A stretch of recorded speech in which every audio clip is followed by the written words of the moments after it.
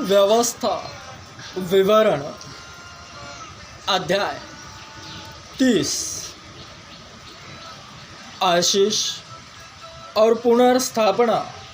की शर्तें। फिर जब आशीष और शाप की ये सब बातें जो मैंने तुझको कह सुनाई है तुझ पर घटे और तू उन सब जातियों के मध्य में रहकर जहाँ तेरा परमेश्वर यहोवा तुझको बरबस पहुँचाएगा, इन बातों को स्मरण करे और अपनी संतान सहित अपने सारे मन और सारे प्राण से अपने परमेश्वर यहोवा की ओर फिरकर उसके पास लौट आए और इन सब आज्ञाओं के अनुसार जो मैं आज तुझे सुनाता हूँ उसकी बातें माने। तब तेरा परमेश्वर यहोवा तुझको बंधुआई से लौटा ले आएगा और तुझ पर दया करके उन सब देशों के लोगों में जिनके मध्य में वह तुझको तितर बितर कर देगा फिर इकट्ठा करेगा। चाहे धरती के छोर तक तेरा बरबस पहुँचाया जाना हो तब भी तेरा परमेश्वर यहोवा तुझको वहाँ से ले आकर इकट्ठा करेगा और तेरा परमेश्वर यहोवा तुझे उसी देश में पहुँचाएगा जिसके तेरे पुरखा अधिकारी हुए थे और तू फिर उसका अधिकारी होगा और वह तेरी भलाई करेगा और तुझको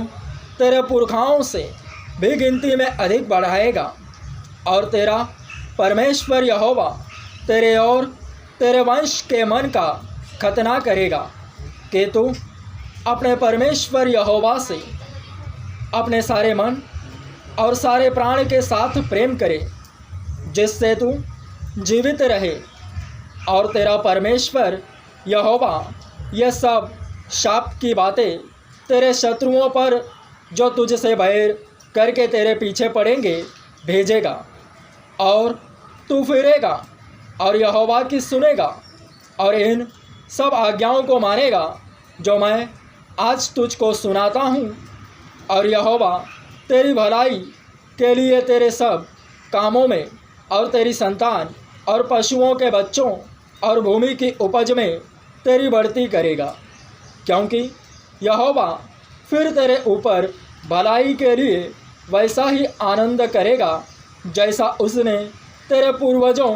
के ऊपर किया था, क्योंकि तू अपने परमेश्वर यहोवा की सुनकर उसकी आज्ञाओं और विधियों को जो इस व्यवस्था की पुस्तक में लिखी है माना करेगा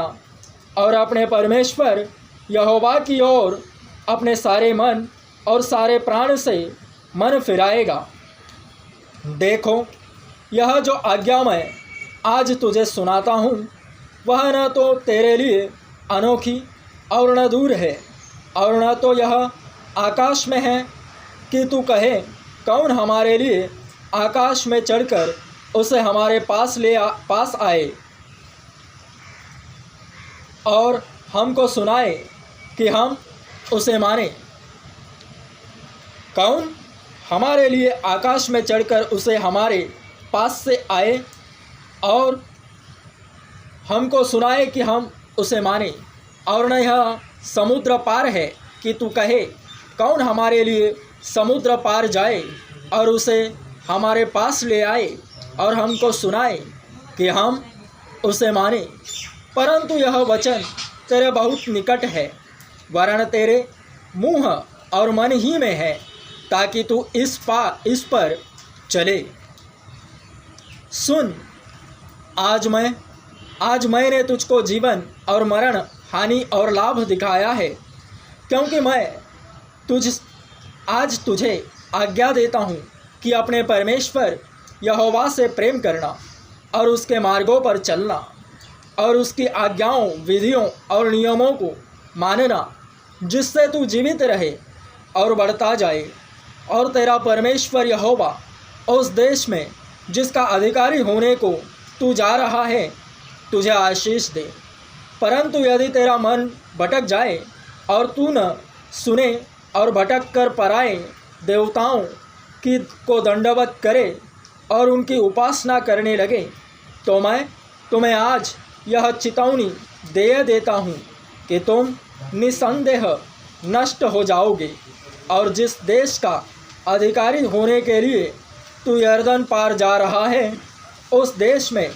तुम बहुत दिनों के लिए रहने न पाओगे। मैं आज आकाश और पृथ्वी दोनों को तुम्हारे सामने इस बात की साक्षी बनाता हूँ कि मैंने जीवन और मरण, आशीष और शाप को तुम्हारे आगे रखा है। इसलिए तू जीवन ही को अपना ले कि तू और तेरा वंश दोनों जीवित रहे। इसलिए अपने परमेश्वर यहोवा से प्रेम करो और उसकी बात मानो और उससे लिपटे रहो, क्योंकि तेरा जीवन और दीर्घ जीवन यही है। और ऐसा करने से जिस देश को यहोवा ने अब्राहम, इसहाक और याकूब तेरे पूर्वजों को देने की शपथ खाई थी, उस देश में तू बसा रहेगा।